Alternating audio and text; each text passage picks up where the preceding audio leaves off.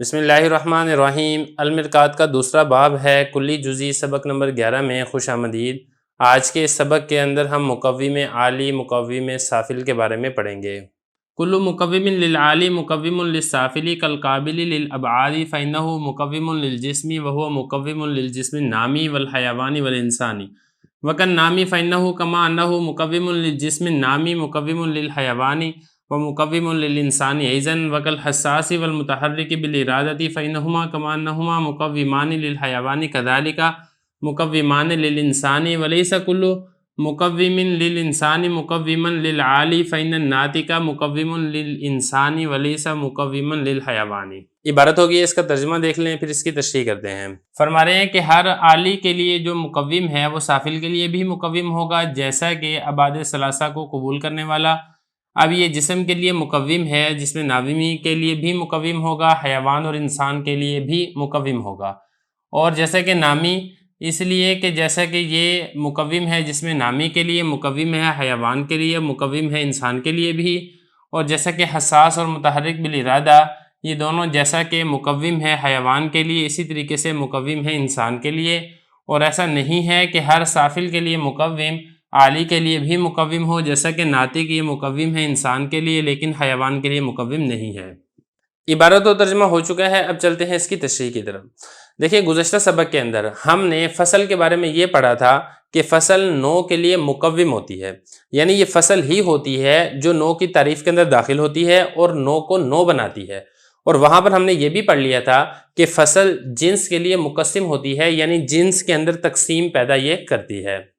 اب حضرت یہاں پہ یہ بتا رہے ہیں کہ اگر فصل عالی نوع کے لیے مقوم ہے تو پھر وہ سافل نوع کے لیے بھی مقوم ہوگی، لیکن اس کے برعکس نہیں ہے، یعنی اگر سافل نوع کے لیے مقوم ہے، سافل نوع کی تعریف کے اندر داخل ہے تو پھر وہ عالی نوع کے لیے بھی مقوم ہو یا عالی نوع کی تعریف میں بھی داخل ہو، ایسا نہیں ہے۔ یہ حضرت نے بیان کیا، یہ مسئلہ ہے، باقی اس مسئلے کے اوپر مثالیں ذکر کی ہیں۔ مسئلہ میں نے آپ کو بتا دیا ہے، جب مثالوں کی طرف ہم جائیں گے تو مثالوں کے ذریعے سے انشاءاللہ یہ جو مسئلہ ہے بہت اچھے طریقے سے سمجھ آ جائے گا۔ سب سے پہلے آپ یہاں پر یہ سمجھیں کہ یہ جو اجناس ہیں ان کی ترتیب ہے، وہ پہلے بھی میں آپ کو بتا چکا ہوں۔ سب سے اوپر جو جوہر ہے اس کو ہم کیا کہتے ہیں؟ جنس الاجناس۔ جوہر سے نیچے کیا آتا ہے؟ جسم مطلق آتا ہے۔ جسم مطلق کی پھر آگے دو قسمیں ہیں یا دو نوعیں ہیں، جسم نامی، جسم غیر نامی۔ جسم نامی جیسے شجر حیوان، جسم غیر نامی جیسے پتھر ہے یا اور اسی طریقے سے جمادات ہیں۔ اور پھر جو حیوان ہے، حیوان کی آگے انواع ہیں انسان، بکر، غنم۔ تو یہ ساری کی ساری تفصیل آپ پہلے پیچھے پڑھ چکے ہیں۔ لیکن جسم مطلق کی تعریف ہم نے پہلے یہ پڑھی تھی کہ جس کے اندر لمبائی ہو اور اسی طریقے سے چوڑائی ہو اور اس کی گہرائی بھی ہو۔ میں نے ایک مثال دی تھی کتاب کے ذریعے سے، کتاب کی لمبائی ہوتی ہے، کتاب کی چوڑائی ہوتی ہے اور کتاب کی گہرائی بھی ہوتی ہے۔ ایک تعریف آپ ایسے بھی کر سکتے ہیں، دوسری تعریف آپ ایسے بھی کر سکتے ہیں کہ جس میں مطلق اس کو کہتے ہیں جو ابعاد ثلاثہ کو قبول کرنے والا ہو۔ اب ابعاد ثلاثہ کیا ہے؟ ابعاد ثلاثہ یہی تین ہیں، ایک ہے طول، عرض اور عمق۔ ان تین کو ابعاد ثلاثہ بھی کہتے ہیں۔ طول وہی لمبائی اور عرض چوڑائی، عمق گہرائی۔ تو آپ تعریف ایسے بھی کر سکتے ہیں جس میں مطلب کی کہ جس کے اندر لمبائی، چوڑائی اور گہرائی ہو۔ آپ تعریف ایسے بھی کر سکتے ہیں کہ جو طول، عرض اور عمق کو قبول کرنے والا ہو۔ دونوں طریقوں سے آپ تعریف کر سکتے ہیں، بات ایک ہی ہے، مفہوم ایک ہے، بات ایک ہے، تعریف کے الفاظ یہ دو طریقے سے ذکر کیے جاتے ہیں۔ یہ ہے جسم مطلق کی تعریف۔ اب یہ دیکھیں ذرا، اب جسم مطلق جیسا کہ میں نے آپ کو بتایا تھا نا کہ اب یہ نوع کس کی ہے؟ یہ جوہر کی نوع ہے۔ اور اسی طریقے سے جسم نامی، جسم غیر نامی یہ جسم مطلق کی انواع ہیں۔ اور اسی طریقے سے شجر اور حیوان یہ جسم نامی کی نوع ہیں۔ اور انسان، بکر، غنم یہ حیوان کی نوع ہے۔ تو جو تعریف میں ہم نے یہ ذکر کیا تھا نا، جسم مطلق کی تعریف میں طول، عرض اور عمق کو قبول کرنے والا ہو، یہ آپ ایسے کہہ لیں یا آپ ایسے کہہ لیں، ابعاد ثلاثہ کو قبول کرنے والا۔ اب میں ابعاد ثلاثہ کی ذکر کروں گا۔ تو جسم مطلق کی تعریف کے اندر جو یہ ذکر کیا نا کہ جو ابعاد ثلاثہ کو قبول کرنے والا ہو، یہ فصل جو کہ اس کو جوہر کی جو دوسری اقسام ہیں ان سے جدا کرتی ہے، تو یہی والی جو فصل ہے یہ جو باقی نیچے والی انواع ہیں ان کی تعریف کے اندر بھی داخل ہوں گی، ان کے قوام کے اندر بھی داخل ہوں گی اور ان کے اندر بھی شامل ہوں گی۔ جیسے ہم یہ ہے نا کہ جسم مطلق کو ہم یہ کہیں گے کہ جو ابعاد ثلاثہ کو قبول کرنے والا ہو، اسی طریقے سے جسم نامی یہ بھی ابعاد ثلاثہ کو قبول کرتا ہے۔ اسی طریقے سے جو جسم نامی کی آگے قسم ہے حیوان، یہ بھی ابعاد ثلاثہ کو قبول کرتا ہے۔ شجر ہے یہ بھی ابعاد ثلاثہ کو قبول کرتا ہے. مثال کے طور پہ درخت ہے. اب درخت میں اگر آپ دیکھیں گے نا اس کی لمبائی بھی ہے, اس کی چوڑائی بھی ہے اور اس کی گہرائی بھی ہے.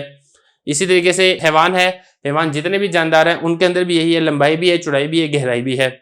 اور اس کے علاوہ جو نیچے اس کے انواع ہیں, انسان ہے, بکر ہے, غنم ہے, تو اس کے اندر بھی یہ والی چیز پائی جا رہی ہے, طول بھی پایا جائے گا, عمق بھی پایا جائے گا اور اسی طریقے سے عرض یہ بھی پایا جائے گا. اب ابعاد ثلاثہ کو جو سافل والی انواع ہیں وہ بھی قبول کرے گا. تو یہ حضرت فرما رہے ہیں کہ جو عالی کے لیے مقوم ہے وہ سافل کے لیے بھی مقوم ہوگا. اب مثال دیکھیں ذرا کتاب کی عبارت, جیسا کہ ابعاد ثلاثہ کو قبول کرنے والا یہ جسم مطلق کی تعریف تھی. اب یہ جسم مطلق کے لیے مقوم ہے, جسم مطلق کی تعریف کے اندر داخل ہے اور جسم مطلق کے لیے یہ فصل بن رہا ہے. اب یہ جس طریقے سے جسم مطلق کے لیے مقوم ہے یہ جسم نامی کے لیے بھی مقوم ہوگا جیسا کہ میں نے آپ کو بتا دیا ہے, اور حیوان اس کے لیے بھی مقوم ہوگا جو جسم نامی کی نوع ہے, اور اسی طریقے سے جو انسان ہے جو کہ حیوان کی نوع ہے اس کے لیے بھی یہ مقوم ہوگا. ایک مثال. دوسری مثال حضرت دے رہے نامی, یعنی جو عالی کے لیے مقوم ہوگا وہ سافل کے لیے بھی مقوم ہوگا. اب یہ ذرا غور کیجئے گا, جسم مطلق کی دو قسمیں تھی, ایک تھا جسم نامی اور دوسرا تھا جسم غیر نامی. اب جو جسم نامی ہے اس کے لیے جو فصل ہے نامی, یعنی جس کے اندر نمو ہوتی ہو, جس کے اندر بڑھوتری ہوتی ہو. اب یہ جس طریقے سے اس کی تعریف کے اندر داخل ہے, اس کی جو آگے انواع ہیں, شجر ہے, حیوان ہے, اس کی تعریف کے اندر بھی داخل ہوگا. حیوان کی آگے انواع ہیں, انسان ہے, بکر ہے, غنم ہے, ان کی تعریف کے اندر بھی یہ داخل اور شامل ہوگا.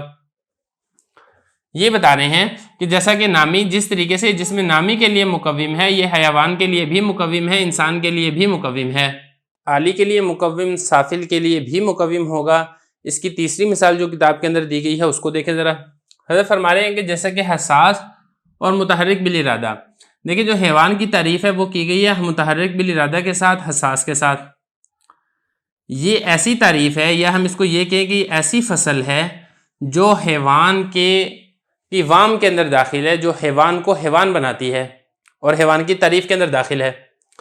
اب یہ جو حیوان کی تعریف کے اندر جس طریقے سے داخل ہے, جو حیوان کو اس کے دیگر مشارکات شجر وغیرہ سے جدا کرتی ہے, بالکل اسی طریقے سے جو حیوان کی انواع ہیں, انسان ہے, بکر ہے, غنم ہے, ان کی تعریف کے اندر بھی داخل ہے. وہ بھی متحرک بالارادہ ہوں گے, وہ بھی حساس ہوں گے. یہ اسی طریقے سے ان کی آگے جو انواع ہیں, انسان کی نوع ہے, زید, عمر, بکر, خالد وغیرہ, یہ ان کے اندر بھی داخل ہوگی کہ ان کے اندر بھی یہ والی صفت پائی جاتی ہوگی کہ وہ متحرک بالارادہ ہوں گے. یہ بتا رہے ہیں جیسا کہ حساس اور متحرک بالارادہ یہ دونوں جس طریقے سے حیوان کے لیے مقوم ہے اسی طریقے سے انسان کے لیے بھی مقوم ہے. اگلا مسئلہ, جیسا کہ میں نے آپ کو بتایا تھا کہ جو سافل کے لیے مقوم ہوگا وہ عالی کے لیے مقوم نہیں ہوگا, یعنی جو سافل کی تعریف کے اندر داخل ہے وہ ضروری نہیں ہے کہ وہ عالی کی تعریف کے اندر بھی داخل ہو. جیسا کہ اس کی مثال ناطق, یہ انسان کے لیے مقوم ہے لیکن حیوان کے لیے مقوم نہیں ہے. اب دیکھیں جو انسان کی تعریف ہم نے کی تھی حیوان ناطق کے ساتھ, اور ناطق کے بارے میں ہم نے یہ آپ کو بتایا تھا کہ ناطق یہ فصل ہے جو انسان کو دیگر مشارکات بکر, غنم وغیرہ سے جدا کرتا ہے. اب یہ جو ناطق ہے یہ فصل ہے جو کہ انسان سافل کے لیے مقوم ہے, لیکن یہ والی جو فصل ہے ناطق یہ عالی انسان سے اوپر نو کون سی تھی, حیوان تھی, جو اس سے عالی نو ہے اس کے لیے یہ مقوم نہیں ہوگا, کیونکہ حیوان کی تعریف اس طریقے سے نہیں کی گئی ہے کہ جو بولنے والا ہو, کیونکہ ایسے حیوان بھی پائے جاتے ہیں جو بولنے والے نہیں ہوتے ہیں. اسی طریقے سے آپ اس کو اوپر لے جائیں, ایسے اوپر ہے جسم نامی. اب جسم نامی کے لیے یہ مقوم نہیں ہوگی یہ ناطق والی فصل, کیونکہ جسم نامی کی تعریف ناطق کے ذریعے سے نہیں کی گئی ہے. اس سے اوپر لے جائیں جسم مطلق, جسم مطلق کے لیے جو ناطق ہے یہ مقوم نہیں ہوگا. اس سے اوپر لے جائیں جوہر, جوہر کے لیے جو ناطق ہے یہ مقوم نہیں ہوگا. دیگر مثالیں بھی آپ لے سکتے ہیں, جیسا کہ حیوان ہم نے اس کی تعریف کی تھی متحرک بالارادہ کے ساتھ.